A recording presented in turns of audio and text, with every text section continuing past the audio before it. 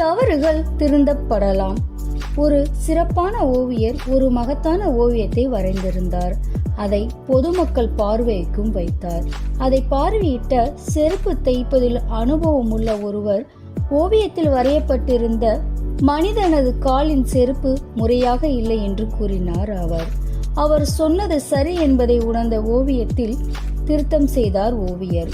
குறை சொன்னவர் மகிழ்ந்தார். அதன் பிறகு கொஞ்சம் மேலே போய் படத்தில் உள்ள மனிதனின் உருவத்தில் மூக்கு சரியில்லை, காது சரியில்லை என்று ஒவ்வொன்றாக குறை சொல்ல ஆரம்பித்தார். ஓவியர் அமைதியாக சொன்னார், உங்களுக்கு தெரிந்ததில் குறை சொன்னீர்கள், சரியென ஏற்றுக்கொண்டேன்.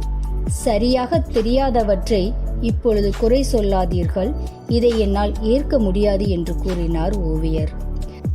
தவறு என்பதை தவிர்க்க இயலாது, அது இயல்பான விஷயம் என்பதை ஏற்றுக்கொள்ளும் மனப்போக்குதான் நமக்கு வெற்றி அளிக்கிறது.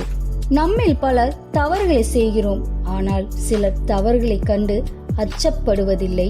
அவ்வாறு அஞ்சாதவர்கள்தான் வாழ்வில் வெற்றி பெறுகிறார்கள்.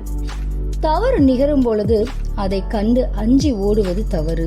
அத்தவறு எப்படி நிகழ்ந்தது என்று ஊன்றி கவனித்தால்தான் மீண்டும் அத்தவறு நடக்காமல் பார்த்து கொள்ள முடியும்.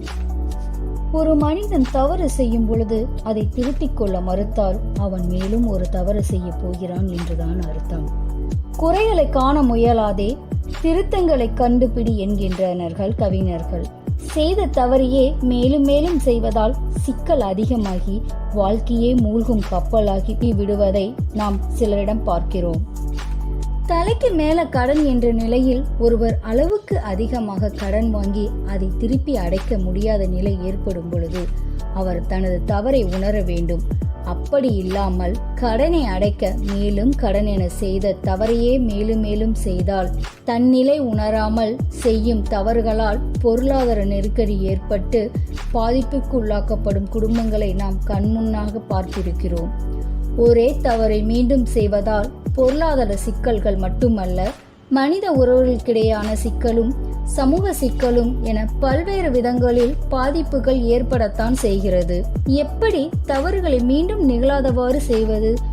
முதலில் தவறு நடந்துவிட்டது என்பதை நாம் முழு மனதோடு ஒப்புக்கொள்ள வேண்டும்.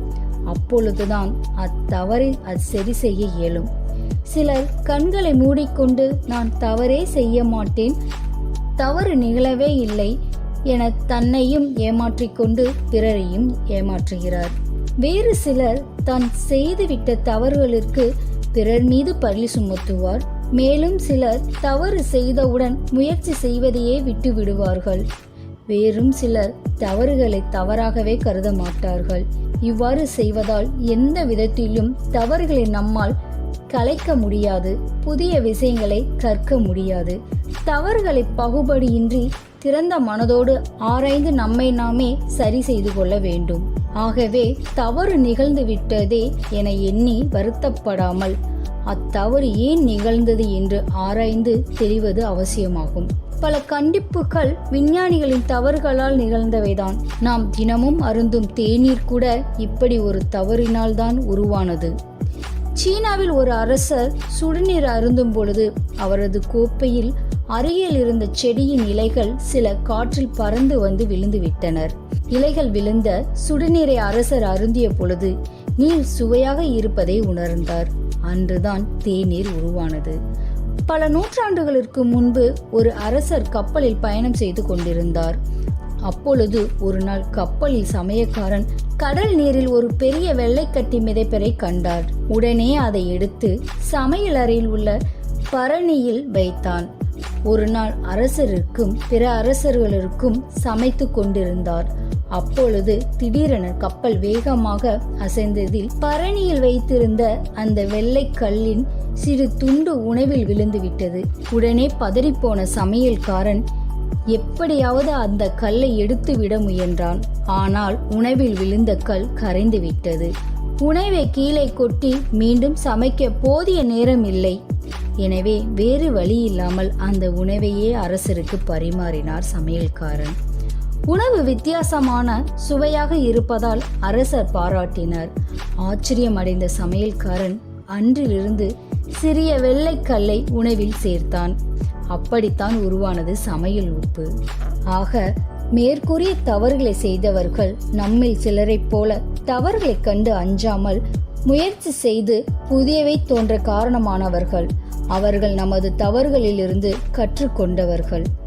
இந்த ஸ்டோரி உங்களுக்கு பிடிச்சிருந்துச்சுன்னா லைக் பண்ணுங்கள், ஷேர் பண்ணுங்கள், சப்ஸ்கிரைப் பண்ணுங்கள். தேங்க்யூ.